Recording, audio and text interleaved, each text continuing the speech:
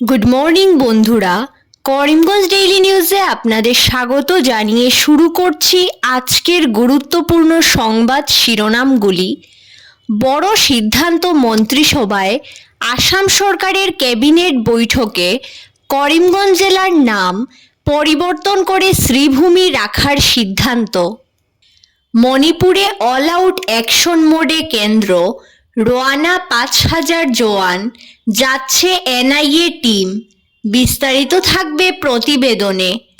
বিশ্ববিদ্যালয়ের ডিগ্রি পেতে আর করতে হবে না ৩-৪ বছর অপেক্ষা, এখন থেকে ১ বছর আগেই স্নাতক ডিগ্রি, নয়া নিয়ম ইউজিসির। জিরিবামে উত্তপ্ত পরিস্থিতি, পুলিশের গুলিতে হত যুবক, আইজিপির নেতৃত্বে তদন্ত কমিটি। সোমবার বরাকে মিলল আরও একটি লাশ। আবর্জনা নিয়ে যাবে করিমগঞ্জ পুরসভা, দিতে হবে অতিরিক্ত টাকা। বর্ধিত হারে কর দেওয়ার পরও আবর্জনার জন্য ফের টাকা। প্রতিক্রিয়া শহরে। পড়ুয়াদের মারপিটে উত্তাল উধারবন ডিএনএইচএস স্কুল, মোতায়েন হল পুলিশ।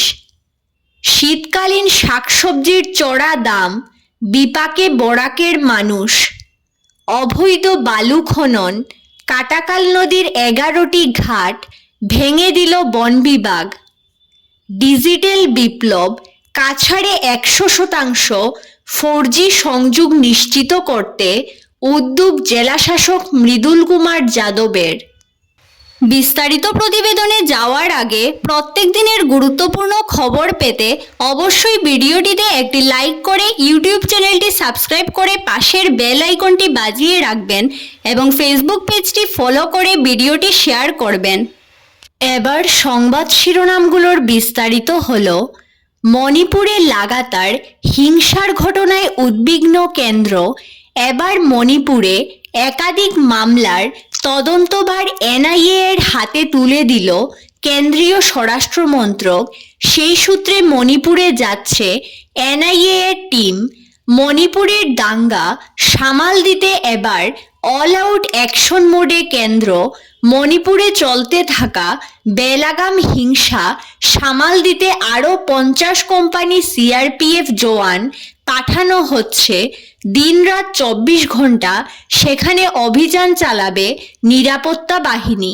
এছাড়া অশান্ত মণিপুরে পরিস্থিতি সামাল দিতে আরও ৫০ কোম্পানি কেন্দ্রীয় সশস্ত্র পুলিশ বাহিনী পাঠানো হচ্ছে সেখানে। এক একটি কোম্পানিতে প্রায় ১০০ জন জওয়ান থাকবেন, অর্থাৎ প্রায় ৫,০০০ জওয়ান মণিপুরে পাঠাচ্ছে কেন্দ্রীয় স্বরাষ্ট্র মন্ত্রক। শীতকালীন শাকসবজির চড়া দাম, বিপাকে বরাকের মানুষ। দরিদ্র মানুষেরা বাজারে গিয়ে সবজি ক্রয় করতে রীতিমতো হিমশিম খাচ্ছেন।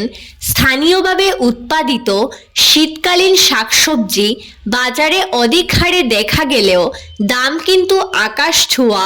দিনমজুর ও খেটে খাওয়া মানুষ বাজারে শাকসবজি ক্রয় করতে গেলে পকেট খালি হয়ে যাচ্ছে। বরাকের বিভিন্ন বাজারে এখন বিক্রেতাদের কাছ থেকে জানা গেছে অধিকাংশ সবজির দাম প্রতি কেজি ৬০, ৭০, ৮০, ১০০, ১২০ এবং ১৩০ টাকা। স্থানীয় উৎপাদিত শিমের কেজি ১৮০ থেকে ২০০ টাকা। এর কারণ খুচরো বিক্রেতারা সবজি দোকানের মালিকদের কাছ থেকে অধিক দামে কিনছেন। গ্রামের সাধারণ মানুষ দৈনিক ৪০০ থেকে ৫০০ টাকা উপার্জন করে বাজারে সবজি কিনতে গিয়ে চড়া দাম শুনে হতভম্ব হচ্ছেন। অনেকেই তাজা সবজি কেনার ইচ্ছেটাকে দমিয়ে খালি ব্যাগ নিয়েই বাড়িমুখো হচ্ছেন। পরিস্থিতি এমনই বাজারে কোনো নিয়ন্ত্রণ নেই প্রশাসনের। বিশ্ববিদ্যালয়ে ডিগ্রি পেতে আর করতে হবে না ৩-৪ বছর অপেক্ষা।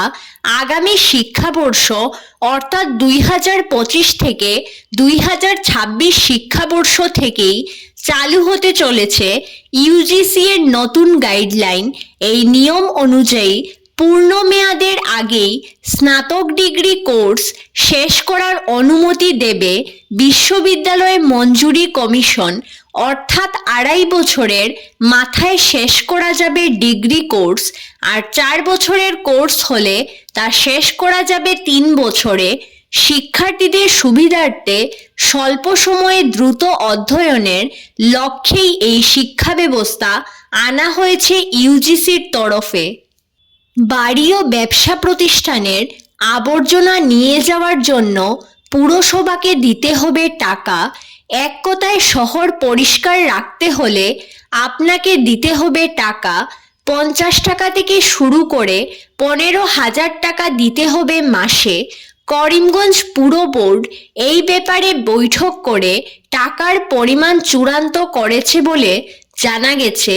এদিকে অসম সরকারের স্বচ্ছ ভারত মিশনের ডিরেক্টর দিল্লির গুরগাঁওয়ের একটি সামাজিক সংস্থাকে জনসচেতনতা বৃদ্ধি এবং আবর্জনা নিষ্কাশনের জন্য করিমগঞ্জের দায়িত্ব অর্পণ করেছে বলে জানা গেছে।